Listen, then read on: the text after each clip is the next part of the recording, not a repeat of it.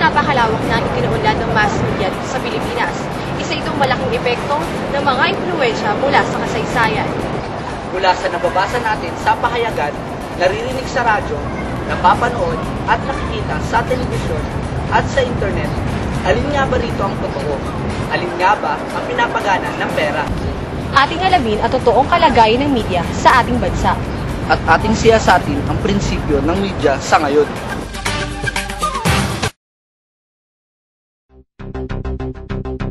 Nakikita kaya ng karamihan ang tunay na mukha ng balita? Sa tuwing aalamin natin ang mga balita sa ating paligid, nalalaman kaya natin ang mga storyang nasa likod ng mga ito, kung paano ito binubuo, o tanging mga titik at larawan lamang ang ating naiintindihan at pinaniniwalaan. Pansinin natin ang mga ito. Alin ang naiba?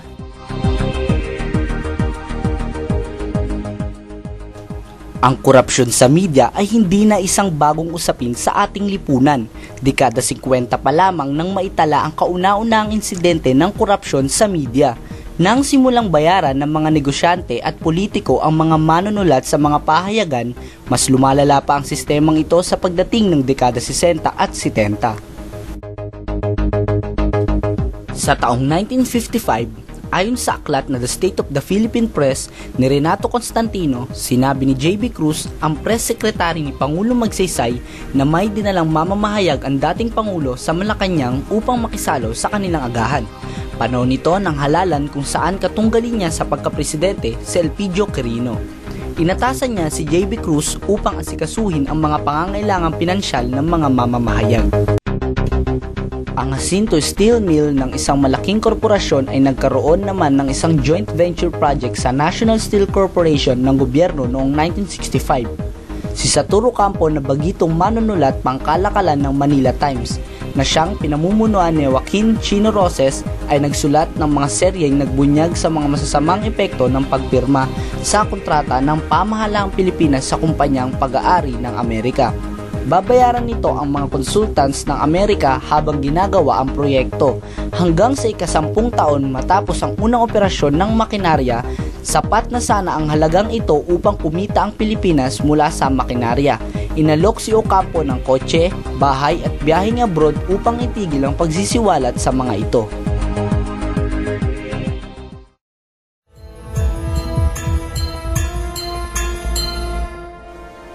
Higit pang lumala ang korupsyon sa media sa panahon ng martial law. Ipinasa ni dating Pangulong Marcos ang kanyang unang presidential decree sa pagtatatag ng Department of Public Information. Itinatag din niya ang Mass Media Council upang magbigay ng lisensya at limitasyon sa pagkokontrol ng impormasyon.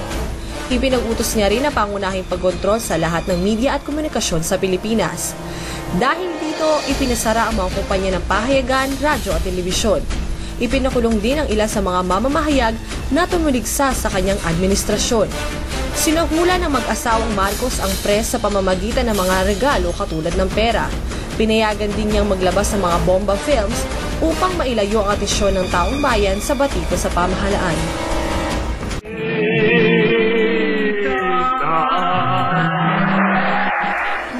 Isa pa rito ang pagbibigay ng daily allowance ng 100 pesos sa mga reporters kapag nagliliwaliw ang pamilya ni Marcos. Libre din silang makakapunta sa mga sikat na nightclubs. Ayon din kay Larry Cruz, assistant ng kalihim ni Marcos, may mga ilan ding mga reporters na kumukuha ng 500 pesos sa press office kada buwan. Iba pa rito ang transportation, boarding lodging at nightclub treats ng mga reporters.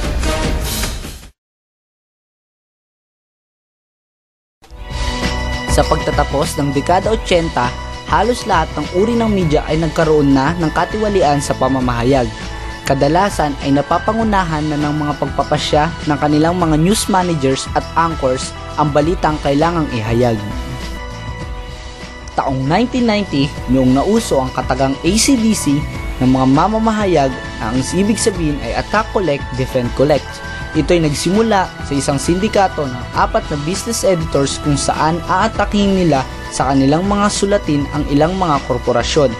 Hahatiin nila sa dalawa ang kanilang grupo. Ang isang grupo ay aatake habang ang kabilang grupo naman ang didepensa sa korporasyon. At dito'y masusundan ng mga tao ang istorya. Kikita ang mga journalist dito mula sa ibabayad ng mga korporasyon kapag gusto nilang madepensahan ang kanilang mga sarili. Ang taktikang ito ay napatunayang epektibo sa iba pang klase ng beats kaya't ginagamit na rin ito sa iba't ibang aspeto ng mga balita. Kasabay ng pag-unlad ng teknolohiya sa ating bansa ay ang pag-usbong ng iba't ibang estilo ng envelopmental journalism sa Pilipinas. Isang usapin dito ang paglabas ng mga politiko sa mga TV ads, mga pelikula at maging sa internet kapag malapit na ang eleksyon. Nagkaroon na rin sila ngayon ng sariling PR or public relations agents upang i-monitor ang mga impormasyon sa media at binabayaran ang mga reporters sa alinmang balita o magandang scoop na pwede nilang ihayag sa publiko. Kaugnay na rin dito ang ilang mga artista na gustong sumabak sa buhay politika. Samot-saring TV ads ang lumalabas sa telebisyon maging sa internet sa kasagsagan ng halalan noong 2004. Ito ang pinakaglamoroso at pinakamalaking paglahok ng media sa politika.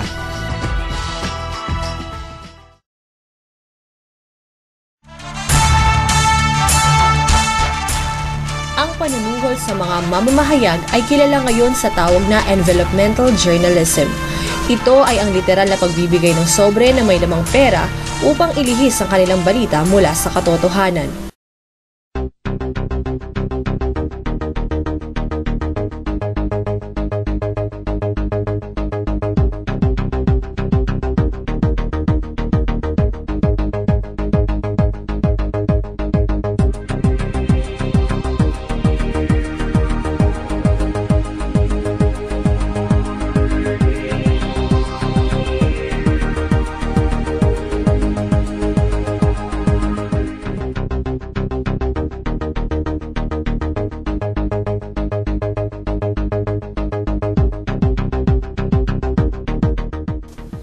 Ayon kay Attorney Emmanuel Fernando, isang abogadong kolumnista, ang envelopmental journalism ay pagtanggap ng sobre na punong-puno ng pera kapalit ang paglilimbag ng storya mula man ito sa katotohanan o hindi. Ito ay katulad ng envelopmental politics kung saan ang mga nagbibigay ng suhol ay kadalasang mga politiko. Ito naman ang mga pahayag ng mga print at radio journalists tungkol sa kahulugan ng envelopmental journalism. Punta ka sa kanya, collect na naman. So, attack, collect, defend, collect. Yun yung kalakaran ngayon. Iyan gawain ng mga mamamahayag na hindi pinaghirapan ng profesyon. Sapagkat pag sinabing yellow journalism, lumalabas envelope ang nasa utak ng di ba? Alam niyo naman journalism. Ayun. Gaano katotoo ang usaping envelopmental journalism sa industriya ng pamamahayag? Meron nga ba talagang mga bayarang mga journalist? Pero napaka hipokrita ba ang tawag ay hipokrito? Kung hindi ka naman sabihin na wala talaga, meron talaga niya. Meron talaga. Ano nga ba ang tingin ng publiko ukol sa usaping ito? Gaano sila kamulat sa usaping ito? Yellow journalism, pangit na. At nadadawit pati yung iba na may ideolohiya. Diba? Ngayon, ano na ang image ng mga journalist? Wala lang pinagkaiba sa mga politikong gumagawa ng korupsyon. Diba? Ng mga publiko po tungkol sa journalism. Di narinig akong nako, sabi. Wala naman totoo dyan wika sa sa dyan. At totoo lahat dyan, yung masthead. Saka yung date. Sabi nga sa wala tayong magagawa kasi it's all a matter of perception. Oo, kasi nasagot ko na lang na wala akong magagawa. Yun ang iniisip ko sa newspaper industry. Parang Gaano na ba kalaki ang epekto ng ating kasaysayan sa pagkakaroon ng envelopmental journalism? Paano lumalala ang sitwasyong ito? The chronological array of event, no? Hindi yung history ng EDSA, hindi yung history ng World War II, pero anong history? History ng kahirapan. Bakit nakukuha ng mga kapatid natin na iba na mangurakot? Dahil ang history ng poverty repeats itself. Paulit-ulit to. Ano-ano ang kasalukuyang estado ng envelopmental journalism? Iba yung breed ninyo. Pero hindi ko naman sinasabing talagang talamak na talamak pa. Pero meron talaga. Yung ang trend ngayon is maraming, kung kayo medyo meticuloso sa nangyaring ilang buwan, it's all about money. Masuhulan sa media. Kaya yan, mostly kasi yung ganyang minsan pinadadaan mga yan sa middleman. Well, middleman pwedeng i-represent yan ng isang PR company. Papaano tuturuan at gagabayan ang mga susunod na mga Pilipinong mamamahayag upang mapuksa ang negatibong usapin na ito? Mga kapwa ko mamamahayag, as much as possible, gusto kong maging isang mabuting ehemplo na yun ang sinasabi ko palagi. Hindi na bale na ang isang mamamahayag ay nagdidildil ng asin basta ang ipinakakain niya sa kanyang sarili at sa kanyang pamilya ay hindi abot ng politikong mas masahol pa sa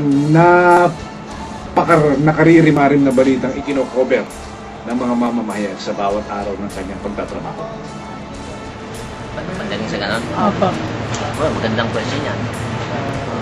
Sabi ko sa kanila, pagka may mga ganyang lalo na sa mga press conference, please refrain from magtakay ka ng motibo na tumusulatin yung ganon. Tapos in return is tatanggap ka ng ganon. Pangalawa, yung sinasabi sa inyo kanina na walang point tayo, huwag nang cover. Mga values na dapat matutunan ng bawat. Magkaroon sila ng proper decorum pagdating sa mga press conference. Masusolusyonan pa ba ang envelopmental journalism? Feasible solution. Lakihan ang sweldo ng mga empleyado na nagtatrabaho sa Tri-Media. Wala yun. Hindi ko masabi yan kasi susceptible na reporters na pagdating sa ganyan. Pag nakakita na ng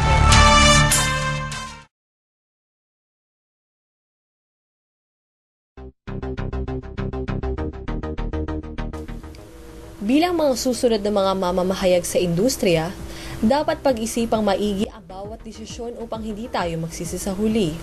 May kaakibat na malaking pananagutan ang media sa publiko kung kaya't ang mga desisyong ating gagawin ay makakaapekto ng malaki sa mga pangyayari sa ating lipunan. Una, kailangang makalap ang lahat ng mga makatotohanang impormasyon at siguraduhin ang mga ito ay base sa katotohanan at tamang prinsipyo. Mapagkakatiwalaan din dapat ang mga tao na pagkukuhanan ng mga ito. Pangalawa, ang usaping etikal na kaugnay sa pagkalap ay dapat tukuyin at sa posibleng paglilimbag nito sa balitang nakalap. Pangatlo, ang mga alternatibong solusyon ay dapat isaalang-alang sa pagtugon sa mga usaping ito. Ika-apat, dapat na pag-isipang mabuti at isang puso ang desisyong gagawin. Lagi nating dapat tandaan na ang kredibilidad, pangalan at pagkatao natin bilang mga mamamahayag ang siyang nakasalalay sa desisyong gagawin. At ang pinakahuli sa lahat ay ang aksyong ating gagawin matapos magdesisyon.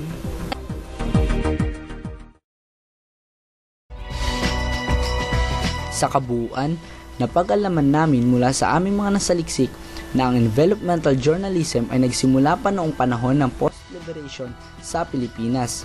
Mula sa administrasyong magsaysay ay nagsimulang magkaroon ng mga malalapit na kaugnayan ang negatibong aspeto sa pagitan ng media at pamahalaan.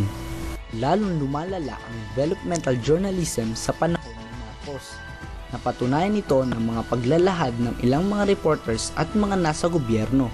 Nagtagumpay na rin ang pamahalaan sa paglihis ng atensyon ng publiko sa katiwalian ng gobyerno sa pamamagitan ng paggamit ng media. Sa pagmulat ng bayan sa mga sistemang ito, may ilan pa ring patuloy na nagiging tiwali sa pamamahayag at paglilingkod sa publiko.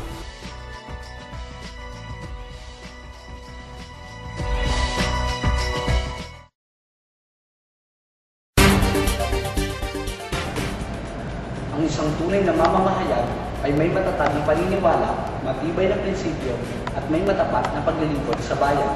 Nararapat lamang na ipamulat niya sa nakararami ang nangyayari sa ating lipunan, mabuti man ito o masama. Lubhang malala na ang sitwasyon ng problema ito sa ating lipunan at walang kasiguraduhan kung ito'y malulunasan pa. Ang pag-asang mababang sistemang ito ay nakasalalay sa mga susunod pang henerasyon. Maging mapanuri tayo sa ating mga naririnig, nakikita at nababasa. Ito po si Michelle Maria. At ako naman si Aker Ligines. Magandang araw.